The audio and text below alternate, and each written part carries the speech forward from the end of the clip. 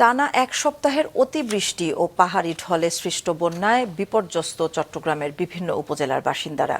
কোথাও চুলাই জ্বলছে না, কেউ দিন কাটাচ্ছেন পানিবন্দী অবস্থায়, কারো চেষ্টা নিরাপদ স্থানে চলে যাওয়ার। চট্টগ্রামের বাঁশখালী, সাতকানিয়া ও গহিরা ঘুরে এসে বিস্তারিত জানাচ্ছেন মোহসেনাত শিহাব। ক্যামেরায় ছিলেন রবিউল টিপু। চট্টগ্রাম জেলার বাঁশখালী উপজেলার পুঁইছড়ি গ্রামের চিত্র এটি। গত 5 দিন ধরে জলমগ্ন এই উপজেলার মানুষ, তাই পানি ঠেলে প্রয়োজনীয় আসবাব বের করার চেষ্টায় এই নারী। তার মতো অনেকেরই চেষ্টা এই জলাবদ্ধতা থেকে মুক্ত হওয়ার, তাই কারো কোলে নবজাতক, কারো হাতে গৃহপালিত পশু।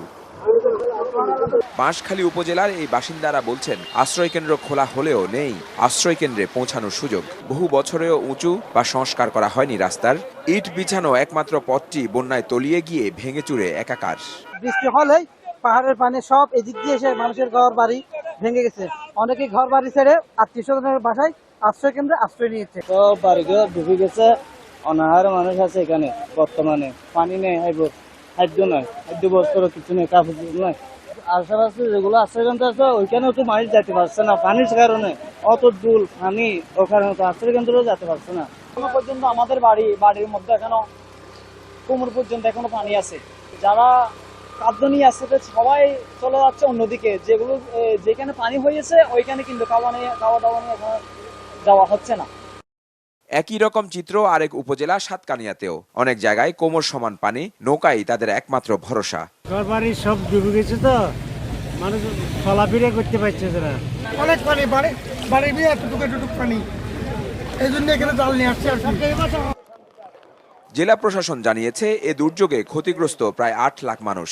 যদিও পর্যাপ্ত ত্রাণ পৌঁছেনি বলে জানান বন্যা কবলিত এলাকার বাসিন্দারা। একই সঙ্গে বিশুদ্ধ পানির সংকটেও পড়েছেন তারা।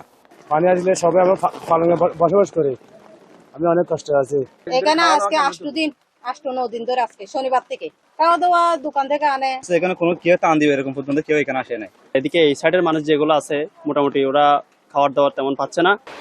বন্যা দুর্গত এলাকায় বিশেষ মেডিকেল টিম কাজ করছে। দুর্গত এলাকায় চিকিৎসা সেবা, প্রয়োজনীয় ঔষধ বিতরণ করা হচ্ছে বলে জানিয়েছেন সিভিল সার্জন। আমরা প্রত্যেকটা উপস্বাস্থ্য কমপ্লেক্স, কমিউনিটি ক্লিনিক্স এবং আমাদের ইউনিয়ন সাব সেন্টার সব জায়গায় আমরা ডায়রিয়ার জন্য যে ওষুধগুলো আমাদের লাগে, আমাদের সিপ্রোফ্লক্সাসিন লাগে, মেট্রোনিজোল লাগে এবং জ্বরের জন্য প্যারাসিটামল লাগে, সবগুলো আমরা অ্যাভেলেবেল করেছি আমরা। এছাড়া হাটহাজারী, ফটিকছড়ি, বোয়ালখালী, চন্দনাইশ ও লোহাগড়া উপজেলা সহ অন্তত 7টি উপজেলার মানুষ এখনো পানিবন্দী।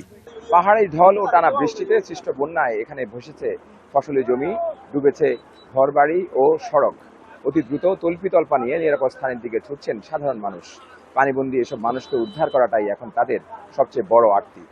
মোহসেনাত শিহাব, মাছরাঙা সংবাদ, বাঁশখালী, চট্টগ্রাম।